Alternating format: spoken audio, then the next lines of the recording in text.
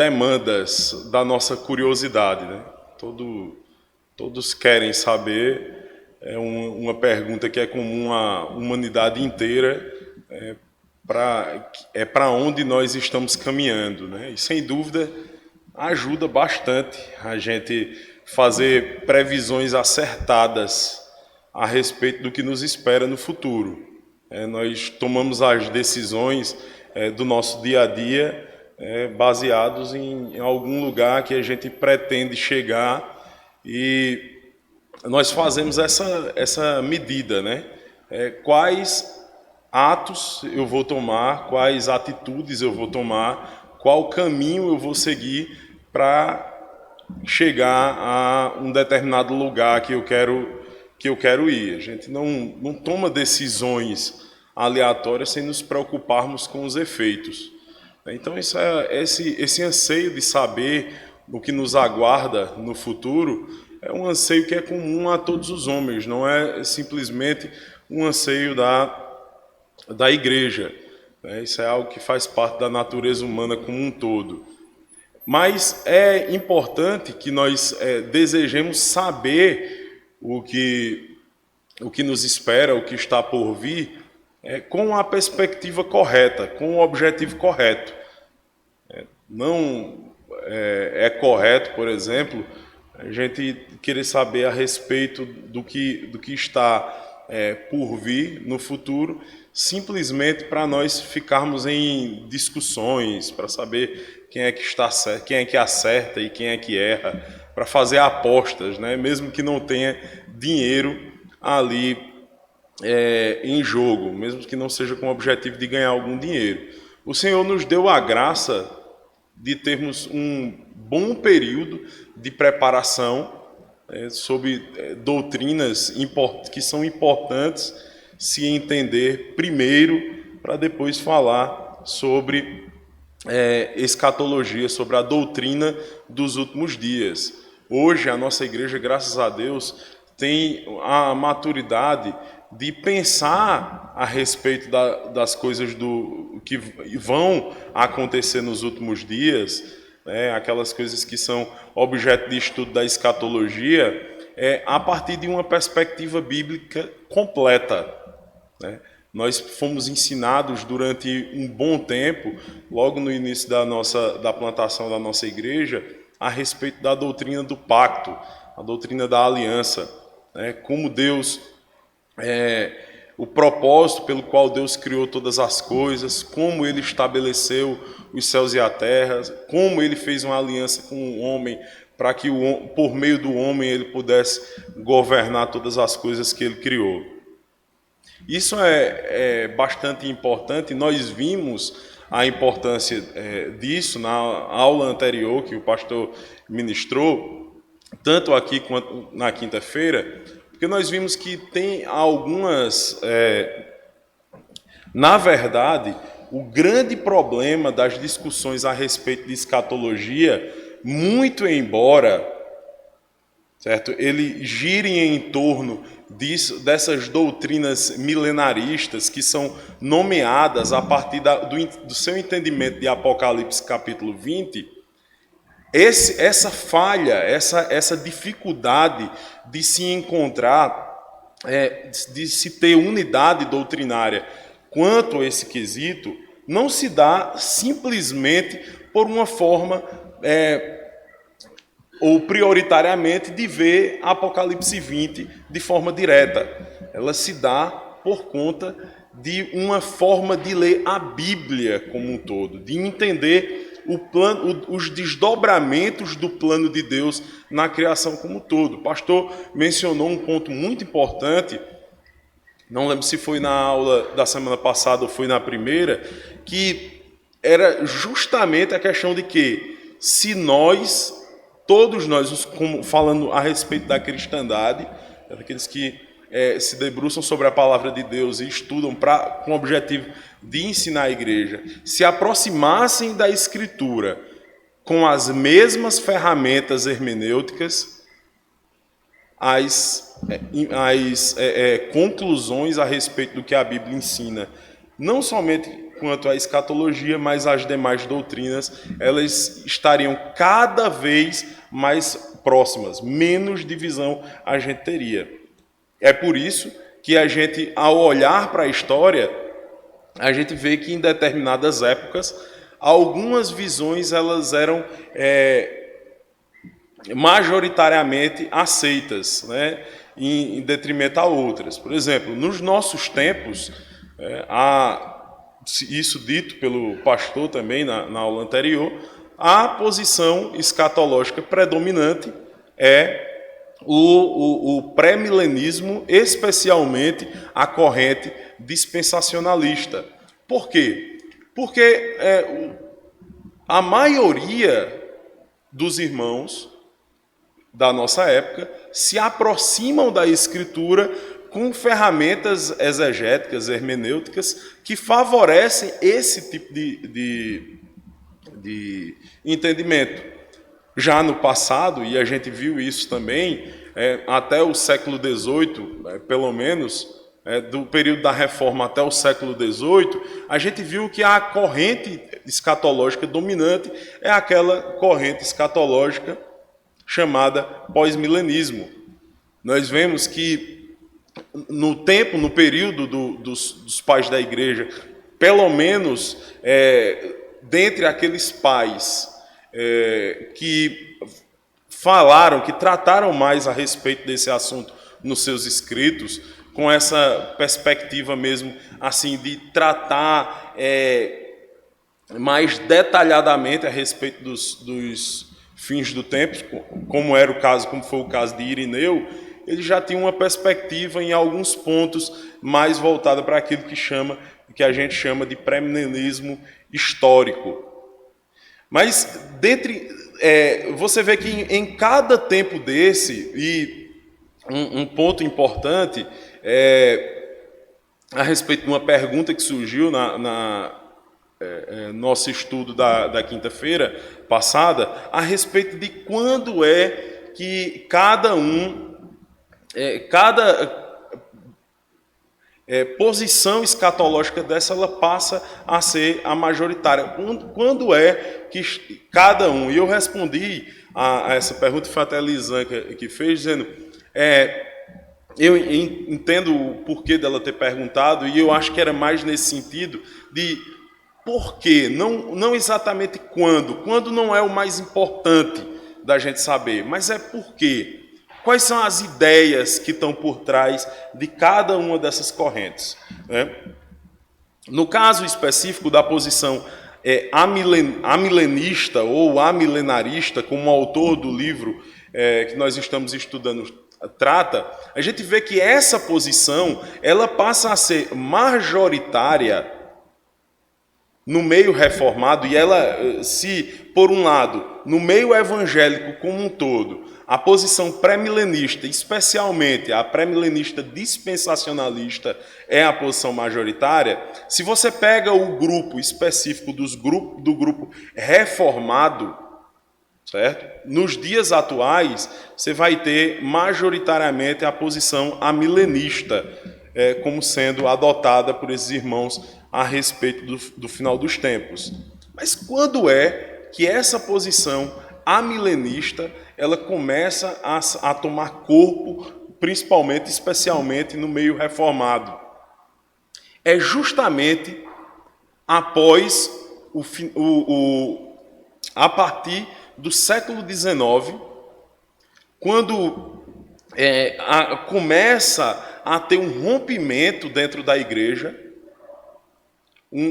vamos dizer assim, não no que se diz respeito simplesmente à questão escatológica, mas quando começa um germe poderoso, danoso, no meio da igreja, chamado liberalismo teológico ou modernismo, ou a semente que o gerou, o modernismo. Quando a igreja ela começa a fazer síntese com as filosofias mundanas relativistas. É a partir desse momento que o pós-milenismo ele começa a enfraquecer, especialmente no século seguinte, com os grandes conflitos bélicos que o mundo presenciou.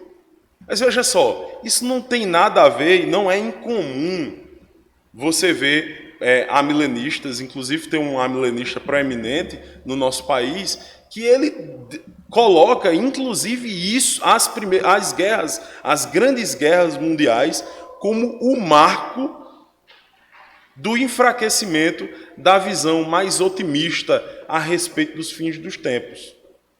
Esse teólogo, ele vai dizer que é justamente isso. O pós-milenismo, no meio, especialmente no meio reformado, ele ganha força, aí vem a Primeira Guerra Mundial e ele cai no ostracismo. Aí daqui a pouco ele começa a fazer movimentos para se erguer, movimentos que eu digo dentro da igreja, o ensino novamente tomar corpo no meio reformado. Aí vem a Segunda Guerra e mais uma vez dá um golpe nessa posição escatológica de que as coisas elas vão gradativamente melhorar. Então vejam bem, esse próprio teólogo amilenista ele consegue marcar, ele marca no tempo como o amilenismo no meio reformado, ele surgindo principalmente nesses períodos. Mas o que ele esquece de dizer é que é justamente nesse período que existe uma grande apostasia na igreja, principalmente na igreja reformada. Se você pegar, por exemplo, as grandes denominações reformadas, inclusive presbiterianas americanas, que foram berços de grandes teólogos pós-milenistas, como, por exemplo, o caso de Charles Hodge, aquela denominação hoje em dia está praticamente, completamente entregue ao liberalismo teológico. Então, o problema não está no ato. Veja só, meus irmãos, se isso fosse a causa, a gente já poderia colocar a fé daqueles irmãos em xeque. Por quê? Porque a palavra de Deus ela nos ensina a não andarmos por vista, mas andarmos por fé. A segurança que nós temos que as promessas de Deus elas vão ser cumpridas não é por conta das circunstâncias que nos rodeiam, não é por conta do momento histórico que nós vivemos. Nós cremos porque Deus jurou por si mesmo que elas seriam cumpridas. Não é isso que o autor de Hebreus fala a respeito das promessas feitas a Abraão? Não tendo Deus por quem jurar, alguém maior por quem jurar, jurou por si mesmo? E essa não é a firmeza que tem Abraão de crer que as promessas seriam cumpridas por causa daquele quem falou? Ora, meus irmãos, quem aqui seria capaz de afirmar que nós vivemos em circunstâncias mais adversas do que Abraão? Se nós vamos mesmo ter o argumento empírico como decisivo para se nós aceitamos a imutabilidade da promessa de Deus, então vamos fazê-lo. Quem está numa posição de ter mais provas empíricas a respeito do que Deus pode fazer? Nós, depois de tantos anos de revelação passada, vendo o cumprimento da palavra de Deus, a gente vê uma só família saindo de Ur dos caldeus e vendo hoje a multidão de crentes espalhados pelo mundo. Ou Abraão, que saiu da sua terra, da sua parentela, e pense em todas as implicações disso. Pense você em casa, com todo o conforto que o convívio do lar traz, tanto fisicamente ou financeiramente, como psicologicamente, emocionalmente, toda a estabilidade, né, que nós, inclusive como imagem e semelhança de Deus, buscamos. Nós buscamos sim estabilidade porque Deus é estável. Deus não muda. E Deus nos criou para colocarmos a nossa confiança em primeiro lugar nele. E as confianças derivadas dessa, as outras, as demais confianças, derivadas desta confiança. E ele é aquele, como vimos no sermão dessa manhã, aquele que não muda. O Criador e sustentador de todas as coisas é aquele que não muda. Mas não só isso, o autor e consumador da nossa fé é aquele que não muda. Mas Abraão recebe a promessa de Deus sem nenhuma evidência empírica de que elas poderiam se cumprir. Crê nelas, e isso lhe imputado como justiça, e o que decorre disso a gente já sabe. Ele sai da terra dos seus pais para uma terra que ele não conhecia. Esse é o fundamento da nossa fé. Não é nenhuma evidência empírica. Eu discordo dos amilenistas, inclusive deste amilenista, quando inclusive ele diz que o mundo, após inclusive a vinda de Cristo, ele vai de mal a pior.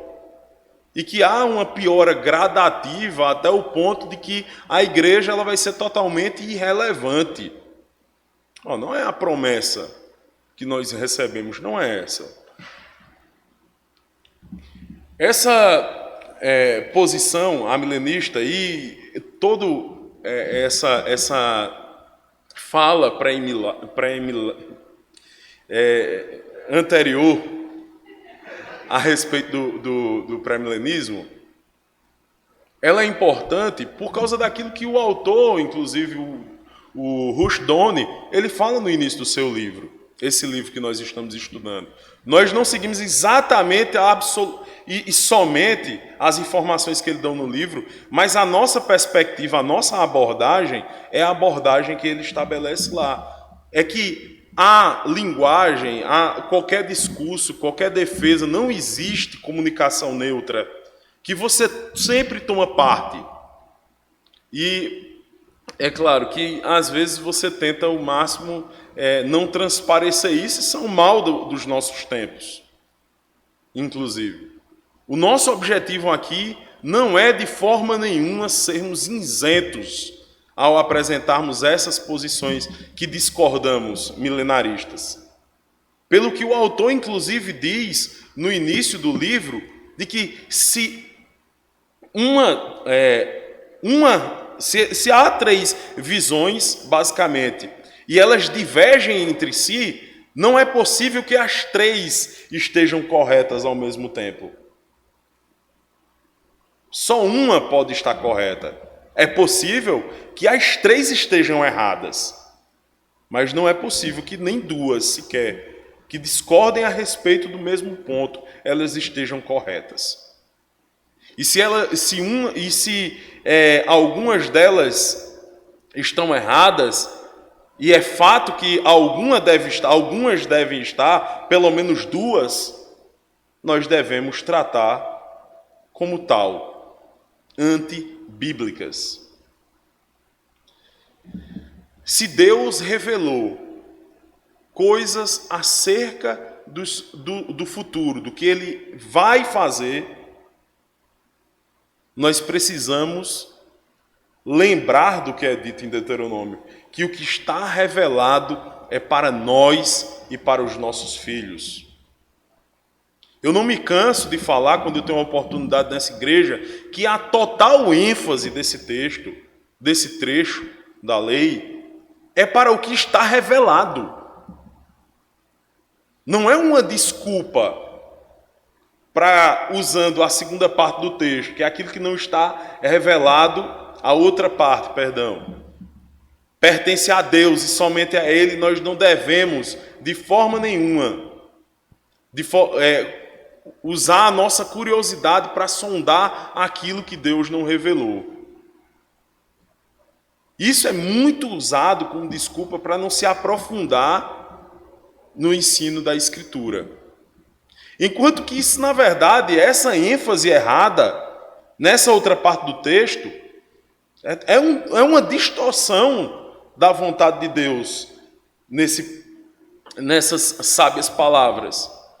O objetivo ali era de animar o povo, de exortar o povo a que eles buscassem conhecer profundamente tudo que foi revelado. Porque o que foi revelado é para nós e para os nossos filhos. Para que nós sejamos obedientes a Deus. Para que nós olhemos para a realidade e nós vejamos a realidade como precisamos ver a partir daquilo que Deus nos revela na sua palavra. A visão escatológica que nós precisamos ter aqui nessa igreja, não somente nela, em toda a cristandade, é a visão de quem vem estudando desde o início a teologia do pacto. A visão de que a escatologia, ela não está só em Apocalipse. Ela está em toda a Escritura, e a escatologia, na verdade, ela é o desdobramento do plano de Deus para cumprir os seus propósitos, para glorificar o seu santo nome, para fazer com que a sua igreja reine sobre o mundo criado, sob o seu governo. Sob o governo de Deus. Tem um livro muito bom de teologia bíblica, que é inclusive de um amilenista, né? Mas que não tem uma visão tão derrotista, né, da igreja na história, que é o Gerard Van Groninger, que é Criação e Consumação, que especialmente na introdução do livro, esse livro, assim, para mim, inclusive especialmente esse trecho, né, ele foi um divisor de águas na minha vida. Ele mudou completamente a minha visão a respeito do cristianismo, a respeito do papel da igreja na história, a respeito de como a gente deve se engajar na igreja e se engajar no mundo. Ele diz mais ou menos o seguinte, aliás, na verdade ele faz questionamentos ali, certo? Para que ele comece a desenvolver a sua teologia bíblica. Ele pergunta a respeito da salvação, a história da salvação. Diz assim, qual é o propósito de Deus com a salvação na sua criação? Ele pergunta se o propósito da criação é salvar aquelas pessoas que ele queria tomar para si como seu povo. Ele pergunta, ou a salvação ela é algo muito importante, que tem um lugar de extrema importância num plano de Deus de criar um reino cósmico. Veja que, dependendo de qual seja a nossa resposta, a forma como fazemos as missões, ela muda completamente. Se o propósito último da salvação é ela mesma, então o foco da criação somos nós.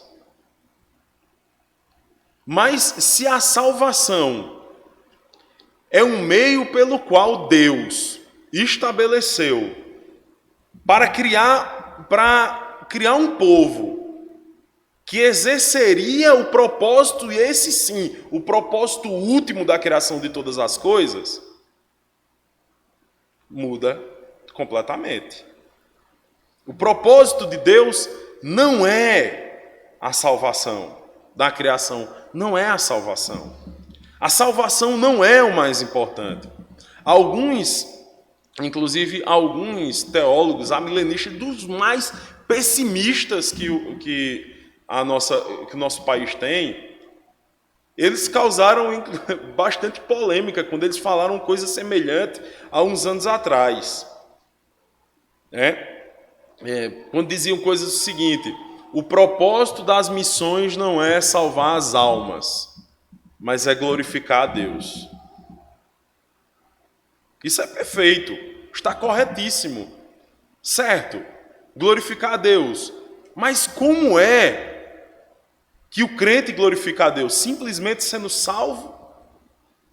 Agora eu sou salvo, vou para a igreja no domingo, eu não bebo mais, não fumo mais, não vou mais para a festa, eu fico lá na igreja, cantando salmo, ouvindo a pregação. É assim que glorifica a Deus? Não é assim. Não é só isso. É muito mais. E esse amilenismo, o amilenismo, certo? E esse nome, o Apocalipse 20, é importante para a discussão, o debate a respeito das teorias ou das teorias sobre o milênio, amilenaristas, simplesmente porque o texto é o único texto da Bíblia que traz esse termo, milênio. Não existe nenhuma outra passagem na Escritura que esse termo seja usado. Certo? Então, as posições escatológicas elas vão variar basicamente entre o retorno de Cristo, se ele é antes daquilo que é chamado de milênio por Apocalipse 20, certo? Isso é uma distinção mais básica. Ou depois daquilo que é chamado, daquele evento, daquele espaço de tempo que é chamado de milênio em Apocalipse 20. Antes ou depois. Por isso, pré-milenismo e pós-milenismo. O amilenismo, na verdade, ele tem esse nome e alguns teólogos amilenistas não gostam dele, porque inclusive ele foi dado por pré-milenistas, certo? Que olhavam para os amilenistas dizendo: não, segundo os amilenistas não existe milênio nenhum, certo? E não é verdade. Os amilenistas eles entendem que existe um milênio, mas que esse milênio ele não é um milênio literal, não é um período de 1000 anos, certo? E ele está antes, aliás, ele acontece antes do retorno de Cristo. Então a gente poderia dizer que os amilenistas, na verdade, são pós-milenistas pessimistas, certo? Porque eles acreditam que depois do milênio, Cristo volta pela segunda vez, certo? E que esse período do milênio, que é um período onde Cristo já reina, que é um período compreendido desde a sua primeira vinda, quando o reino é inaugurado, o reino de Deus é inaugurado, até a sua segunda vinda. Após o fim desse milênio, Jesus volta. Então, mais corretamente a gente poderia chamar, mais honestamente com nossos irmãos amilenistas, de pós-milenistas, agora pessimistas, certo? Por que eu digo que essa divisão entre antes e depois do milênio, a vinda de Cristo, em relação à vida de Cristo, ela é uma divisão básica. Porque, veja só, há muitas semelhanças da perspectiva pós-milenista e amilenista, a respeito de cumprimentos de promessa.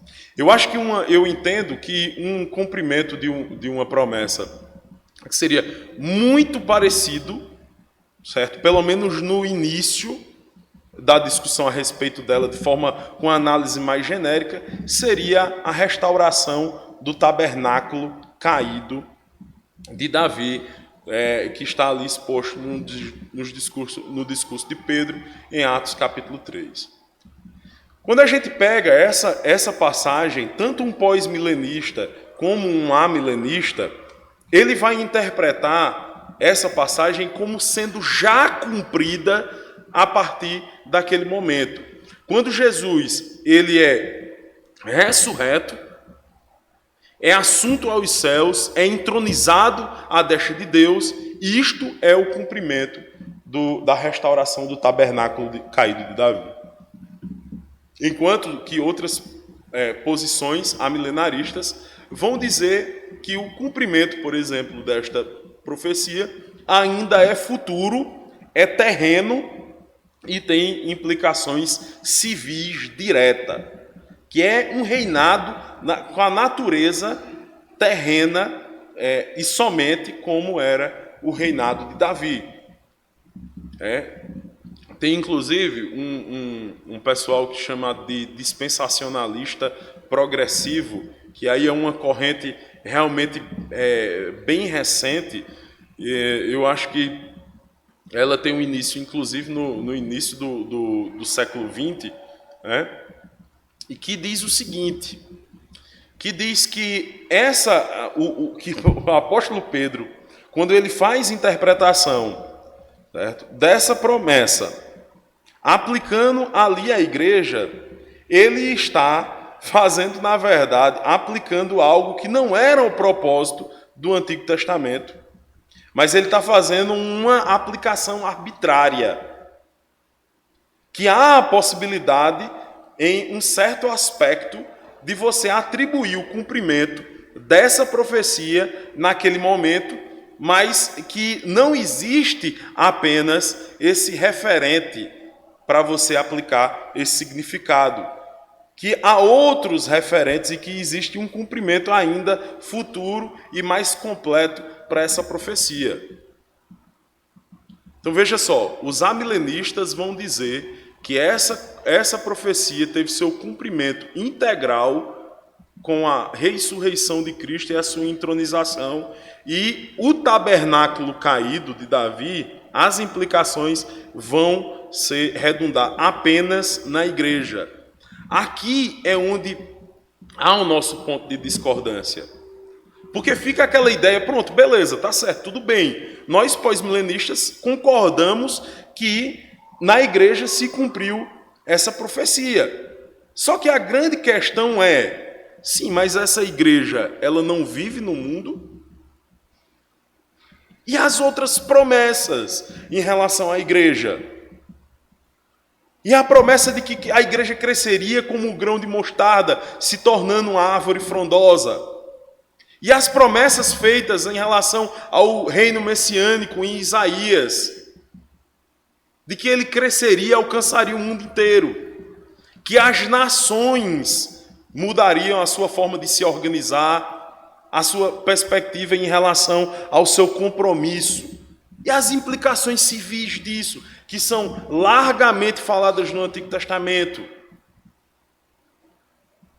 E o que é dito a respeito da igreja, que as nações, que os povos do mundo inteiro olharão para a igreja e tomarão ela como exemplo a ser seguido, sendo imitadores dela como ela é imitadora de Cristo. E o pacto firmado com Deus na criação, e os mandatos da criação.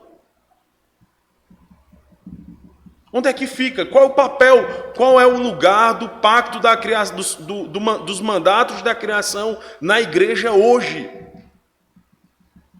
Quais são os efeitos para a igreja da obra de Cristo que nos habilita a cumprir aquilo que Deus estabeleceu na sua criação?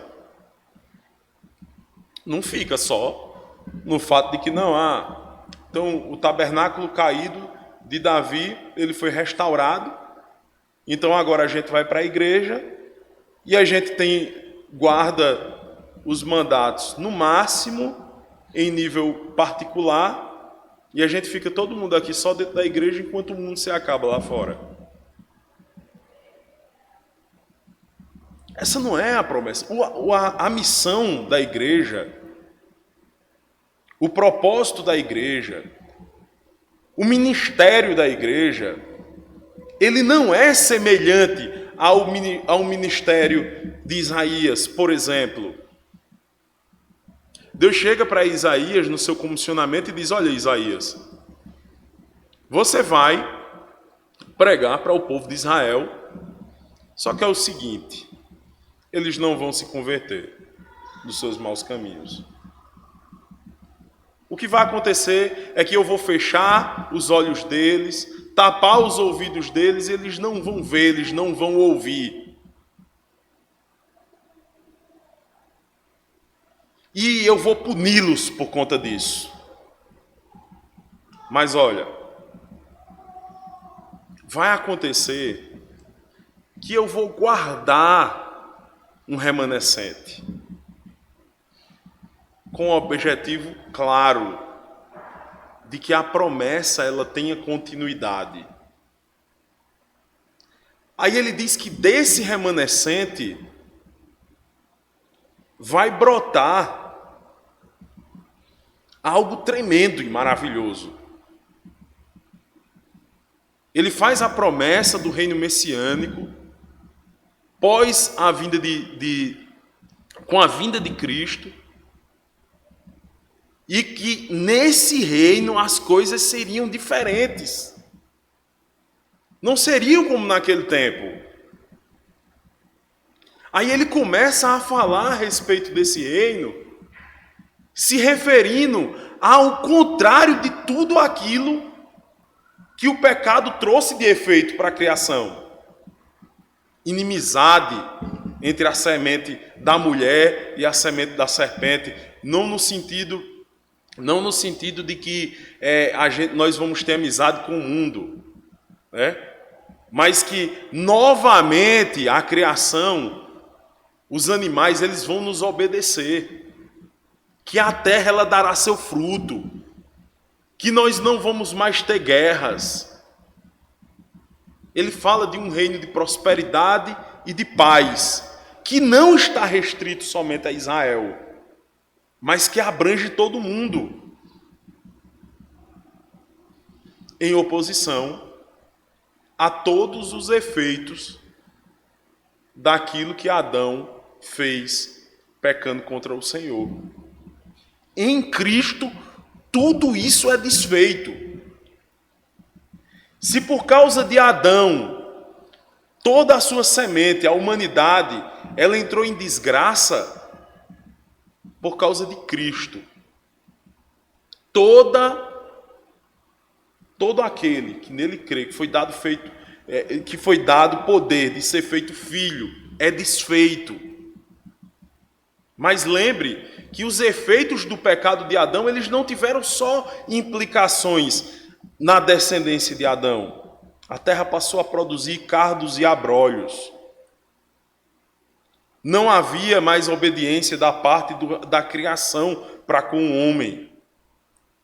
O elemento da dor foi inserido.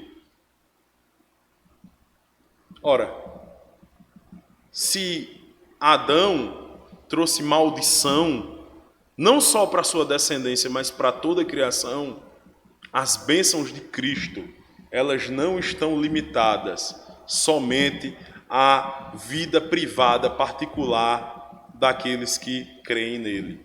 Mas a criação como um todo se beneficia. E isso é grande parte daquilo que Isaías ensina em seu livro. Então veja só, não é simplesmente o tabernáculo caído de Davi levantado, não simplesmente significa dizer que agora a gente vai construir igrejas, prédios, e a gente vai congregar nelas, cantar salmos nos domingos, e quando a gente sair daqui, a gente vai se conformar com o mundo porque não tem o que fazer. Como certa vez um pastor, inclusive presbiteriano, respondendo no período de polêmica a respeito do aborto, estava tendo muita discussão aqui no país, que uma jovem na sua igreja, uma igreja que ele estava palestrando sobre escatologia, perguntou: está acontecendo isso agora, discussão do aborto, o que a gente faz? Nada. Não tem o que fazer. Isso é inevitável. Isso é inevitável. O ministério da igreja, nesse aspecto, não é semelhante ao ministério de Isaías. Pelo que o próprio Isaías diz: olha, Deus está fazendo isso, eu estou fazendo isso. Deus diz isso a Isaías. Eu estou cegando e surdando o povo para que não creia. Mas vai vir um tempo que não vai ser assim. A justiça será anunciada e os povos se converterão. Os povos se converterão. Jesus Cristo, ele não diz em lugar nenhum das palavras de comissionamento a partir daquilo que realmente é o comissionamento, onde é o início da igreja, que é após a descida do Espírito Santo, quando os apóstolos, que serão os fundadores da igreja neotestamentária, por assim dizer, porque inclusive é uma forma viciada que a gente tem de olhar para a Escritura. Antigo Testamento, Novo Testamento, isso é uma forma viciada e ruim que a gente tem de olhar para a Escritura. Em uma próxima oportunidade eu posso desenvolver isso melhor. Mas Jesus Cristo diz: pregue e convertam as nações, façam discípulos de todos os povos. É claro que num mundo caído, onde você vai pregar tudo que a igreja prega, vai ofender mesmo, botar o dedo na ferida dos ímpios, é óbvio que haverá perseguição. Ora, dentro da igreja, a gente trata de assuntos delicados e os irmãos, muitas vezes, nós, para não parecer que eu não me incluo nisso, nós nos sentimos, sim, ofendidos. Na igreja, nós somos crentes. Nós amamos a palavra de Deus e não há sombra de dúvidas disso. Se somos verdadeiramente crentes, nós amamos a palavra de Deus e queremos que ela seja uma verdade nas nossas vidas, mas é difícil. Imagina um ímpio, abortista, que você chega para ele e diz que isso é abominável aos olhos de Deus e que a penalidade na lei de Deus para esse tipo de prática é o apedrejamento. O que você acha que ele pensa? Quando você chega... uma vez eu estava conversando com um homem que a gente estava tendo aquelas discussões lá do tempo do Champinha, não sei se vocês lembram, que é aquele cara estuprador lá. O que era que fazia com a pena para estuprador e tal, estava aquela discussão toda. Isso era rádio o tempo todinho, né, falando disso aí. E teve um momento que estava eu e esse colega de trabalho, e ele pegou e disse assim: rapaz, isso é um absurdo, estuprador, não sei o quê. Aí eu peguei e disse: a lei de Deus diz que a pena para estupro deve ser morte. Aí ele bateu assim e fez: é isso mesmo, tem que ser morte, tem que matar estuprador, porque isso é um absurdo. Eu disse: mas para adúltero é a mesma coisa, é a mesma pena. Aí ele mudou de assunto na hora, porque ele é uma pessoa que tem uma vida absolutamente dissoluta. Ele deve ter ficado chateado comigo, mas deu uma de doido que ele leva as coisas como a gente diz, no banho-maria, não, né? Mas como é que ele se sentiu? Como é que se sentiria alguém que fala mal de roubo, de corrupção na política e tudo mais, mas promove e comete práticas, e tem práticas que são mais abomináveis ainda pela lei de Deus? Quando você chegasse num determinado momento e dissesse assim: você é pior do que Lula. Você é pior do que Lula. Alguém que é negligente com seus filhos. A lei de Deus, ela fere. E Deus nos deu ela para nos ferir mesmo. É claro, meus irmãos, que vai haver perseguição. É óbvio que quanto menos cristianizado o mundo for, nós seremos perseguidos, afrontados. Porque a lei de Deus fere. Isso é uma verdade, inclusive, no nosso meio, como já observamos aqui. E Jesus, no comissionamento, ele faz referência a essas coisas. Ele diz: olha, vocês tenham cuidado Vocês sejam prudentes, porque vão para o meio de lobos. Olha, vocês vão ser perseguidos, então fiquem firmes. O próprio livro de Apocalipse foi escrito com o objetivo de confortar e animar irmãos que estavam sendo perseguidos por conta do Evangelho. Mas o próprio livro de Apocalipse mostra que Deus, na história, vai punir aquelas pessoas que perseguem os crentes. Isso foi verdade no primeiro século, isso foi verdade nos séculos seguintes, isso é verdade hoje. Deus diz lá em Apocalipse que aqueles irmãos no primeiro século que foram mortos, eles seriam vingados, mas eles seriam vingados até que chegasse a soma, se completasse a soma dos seus conservos, dos seus irmãos que deveriam sofrer aquelas perseguições.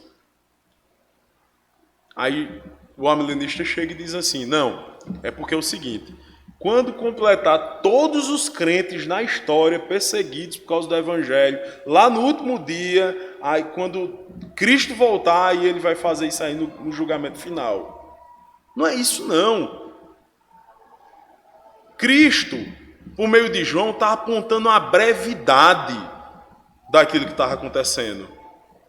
Tenham calma. Se assentem. Deus deu vestes brancas a eles. Eles se assentaram no céu com Cristo. Estão reinando de lá juntamente com Cristo. Já hoje. Eles estão hoje com Cristo nos céus. E os amilenistas reconhecem isso. Reinando. E essa vingança veio sim, no século I, no ano de 70. Mas nós dependemos de Apocalipse para defender isso? De maneira nenhuma. Temos vários textos da Bíblia, especialmente o sermão escatológico de Cristo, que fala claramente que todas aquelas punições seriam vistas ainda naquela geração em que Cristo falava, ou seja, no ano de 70. Então o amilenismo, assim como o pós-milenismo, ele entende que o milênio ele é inaugurado a partir da primeira vinda de Cristo e compreende, e todo o seu período compreende até o seu retorno, a sua segunda vinda. Ou seja, Cristo volta depois do cumprimento do milênio. Esse milênio, portanto, não é um período literal de 1000 anos e ele não tem um cumprimento visível no mundo. Ele se cumpre na igreja. Então, sendo assim, todas as bênçãos a respeito do período do milênio, ele se cumpre exclusivamente na igreja, na vida da igreja, naquilo que se diz respeito aos exercícios de culto, ou exercícios devocional, e no que se diz respeito à santidade, numa santidade meramente e exclusivamente, na melhor das hipóteses, privada. Então, nós não somos chamados a cristianizar o mundo.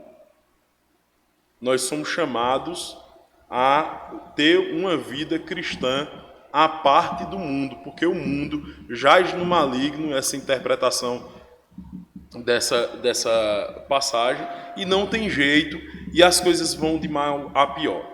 Para fazer justiça com alguns amilenistas, nem todos amilenistas creem que há uma gradativa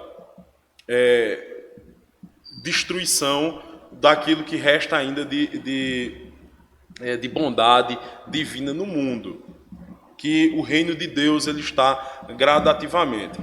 É dito isso por Rushduni, nesse livro que a gente está estudando, taxativamente, porque realmente, quando o livro foi escrito, as pessoas que estavam envolvidas nesse debate, elas tinham sim essa visão, certo? De que o mundo gradativamente ia se perdendo. Agora, não existe sequer Você pode, inclusive, defender que vai ter um tempo, logo à vinda de Cristo, que vai ter alguma apostasia, que as coisas vão piorar. Inclusive, alguns pós-milenistas admitem essa possibilidade, que isso aconteça, certo? Mas há pós-milenistas, aliás, há milenistas, inclusive pessimistas mesmo, mas que entendem que não existe, assim como não existe uma melhora gradativa do mundo, de cristianização do mundo, também não existe uma piora gradativa, certo? O que acontece é que existem momentos da história em que a igreja ela está mais próspera, que é mais visível a influência dela no mundo, e que há momentos que essa influência ela cai até quase o ponto de você achar que não existe, que ela não existe mais e que realmente as coisas pioram, certo? Se você olhar para a história, isso faz um pouco de sentido. Você vai ver momentos em que o evangelho ele cresce com uma velocidade muito grande, e vai ter momentos que você acha que as coisas estão estagnadas e que há uma piora, né? E vai ter momentos que você tem novamente um grande avivamento. Por exemplo, você pode pegar ali o primeiro século, onde tem aquele crescimento exponencial da igreja, né, onde é narrado ali em Atos. Você vai ter depois a Idade Média, certo? Onde há um declínio doutrinário, inclusive, na igreja, certo? E a igreja, grande parte da igreja, inclusive, apostata da fé. E você vai ter, mais adiante, a Reforma Protestante, um avivamento enorme, grande influência no mundo, certo? Pode parecer. Por que pode parecer? Porque se você olhar um pouco mais atentamente, você não será capaz de dizer que a Idade Média católica é pior do que a Idade Romana pagã. Existe muito mais influência. Uma influência que tomou um caminho errado, certo? Mas nossos pais reformados, protestantes, eles foram ensinados dentro da igreja, certo? Então, você tem ali todo uma tradição, vamos dizer assim, histórica, não no sentido doutrinário, mas de uma certa influência e preservação do cristianismo de uma forma que você consegue, na Reforma Protestante, a partir do século XVI, uma coisa muito, absolutamente maior do que você teve no século I. Veja, meus irmãos, a gente acha que o que aconteceu no primeiro século é o ápice da maturidade da igreja, porque só narra coisa boa. Entre aspas, coisa boa. A igreja crescendo, crescendo, crescendo. O foco... Não, compare, por exemplo, a população mundial da época e a população de cristãos no primeiro século, no período apostólico. É muito pequeno. A influência, tanto em extensão quanto em profundidade que o cristianismo teve nessa segunda grande onda de avivamento, por assim dizer, na Reforma Protestante, é incomparável. É incomparável. Você vê, inclusive, historiadores protestantes falando de ferramentas da graça geral de Deus, né, da benevolência de Deus para o homem, como, por exemplo, a imprensa, sendo de total valia para que acontecesse tudo aquilo que aconteceu na Reforma Protestante. O teólogo pós-milenista americano chamado Gary North, ele, em um prefácio que ele escreveu para um livro chamado A Grandeza da Grande Comissão, ele toca nesse ponto em relação aos meios de comunicação que nós temos hoje. E veja, quando ele escreveu esse prefácio, o que a gente tinha era internet discada e o que era difundido mesmo era sinal de TV mais ou menos e rádio. Vocês vejam que a nossa pequena igreja, com os poucos recursos que nós temos, com pouquíssimos recursos, nós conseguimos, por meio dessa ferramenta, não sei até quando, no YouTube, chegar em lugares que nós jamais imaginávamos poder chegar há um tempo atrás sozinhos. sozinhos. A quantidade do volume de tradição reformada que a gente tem acumulado hoje, a capacidade de difusão disso é um negócio absurdo. Como é que você olha para as promessas de Deus? Como é que você olha para os meios que Deus lhe deu hoje?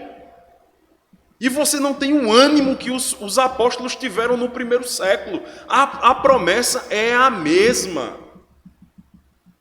A promessa é a mesma. Eles transtornaram o mundo andando a pé. Andando a pé. Olha a quantidade de ferramenta que a gente tem. Eles estavam ainda escrevendo um cânon. A gente tem 2000 anos de tradição teológica a partir daquilo que eles escreveram. Eles ainda estavam escrevendo. Eles evangelizavam um grupo aqui, aquele grupo ficava lá, daqui a pouco o apóstolo estava em outro canto, aí o ensino ali era totalmente corrompido, como por exemplo em Coríntios. Lá vai o apóstolo escrever uma carta para mandar para Corinto, para ir de jumento para Corinto, para resolver aquele problema. Hoje a gente tem uma congregação em João Pessoa, uma igreja como essa, tem uma congregação em João Pessoa, a gente pega o carro e em 1h30 está lá, tem gente aí que fala até em 1 hora, que eu sei, aí os Ayrton Senna da igreja, mas 1h30. Se der, se precisar, senão a gente faz uma videoconferência. Pelo amor de Deus, pelo amor de Deus. Me parece às vezes que essas teologias surgem dentro da igreja por preguiça. Chegam a dizer sem base bíblica nenhuma. E isso é um ponto importante que é tocado pelo Rushdon no livro, que muitos amilenistas chegam a olhar para qualquer igreja grande e desconfiar que ela é grande por concessão, por concessões que faz na doutrina. Ah, não, a gente faz aqui um arrumadinho para caber todo mundo e a gente fica grande. Isso não é verdade. Isso não é verdade. Nós somos chamados para pregar o evangelho. Se as igrejas elas não estão transtornando o mundo com esse volume de crentes que a gente tem, e eu creio que é um volume muito grande. É certo que existem muitos lobos no meio da igreja, muitos bodes, né? Para ser mais preciso na referência. Muitos bodes, justamente por causa do afrouxamento do ensino teológico, por causa da adesão de coisas, de ferramentas mundanas para atrair o povo, e também por conta do afrouxamento da disciplina. Então, a igreja tem um inchaço sim, da igreja, mas o volume mesmo assim de crentes é muito grande. Agora, você dizer que a igreja não influencia o mundo, porque existe promessa de que o mundo vai piorar, porque o reino do diabo ele está crescendo numa proporção maior do que o reino de Cristo, que conversa é essa? O que está acontecendo é porque a igreja não está recebendo ensino doutrinário suficiente para ser no mundo o que deve ser. A grande pergunta que a gente deve fazer aqui, para não falar da igreja dos outros, é o que eu tenho de exercido de influência no meio em que eu vivo? Nada? Não, por quê? Não, mas é porque o povo é ímpio demais, porque ninguém se converte comigo e tal. Peraí, pô. Para e coloca em xeque. Não que a interpretação da palavra de Deus, que subterfúgio maligno, perverso. Se não se cumpriu é porque eu li errado. Deve estar falando de outra coisa. Nunca a gente coloca em xeque a forma como nós vivemos, a forma como nós estudamos, a forma como nós fazemos negócios, a forma como nós praticamos a nossa amizade. A gente nunca coloca em xeque isso. Por exemplo, um assunto que a gente conversou recentemente. Deus prometeu que faria misericórdia até 1000 gerações daqueles que o amam e guardam seus mandamentos. Em Provérbios ensinou que os filhos não se desviariam do caminho do Senhor se ensinados nele. Aí não, peraí, mas tem um filho de crente aqui e outro ali que está se desviando. Aí automaticamente o que é que eu faço? Não é bem assim, veja só. Aquele texto ali... Não, beleza, isso é possível que esteja errada essa interpretação. A gente pode conversar sobre isso, mas espera aí. Você já colocou em xeque a sua forma de aplicar esse texto na sua vida? Você realmente ensina seu filho no caminho? Realmente você tem aquela intimidade lá que é descrita em Deuteronômio 6, para que seja possível ensinar o caminho a ele? É algo a se pensar também, concorda? Então, para a gente concluir, o amilenismo é essa corrente escatológica, certo? Que parece em alguns aspectos com o pós-milenismo, pelo menos no que se diz respeito à não literalidade dos 1000 anos na sua abrangência, certo? E no cumprimento, mas no cumprimento dela, desde a primeira vinda até a segunda vinda de Cristo, certo? No entanto, nós divergimos em coisas muito importantes também. Divergimos em coisa muito importante. A nossa perspectiva do que Deus vai fazer por meio da igreja durante esses 1000 anos. As implicações disso no mundo, certo? E eu quero que os irmãos meditem muito nessas coisas que foram ditas hoje, porque sim, veja só, nós não devemos servir a Deus somente por conta daquilo que Ele nos promete. A primeira obrigação que nós temos de servir, de amar ao Senhor e sermos obedientes a Ele, é por quem Ele é. Porque Ele é o Criador de todas as coisas. E também porque Ele é o Salvador das nossas vidas. Certo? Mas as promessas que foram feitas pelo Senhor, de que nós seríamos prósperos, as promessas de que nós seríamos abençoados ainda nessa vida, inclusive, elas são importantes. Elas não devem ser a primeira coisa. A gente precisa ter cuidado para, tentando não se envolver com doutrinas heréticas, como, por exemplo,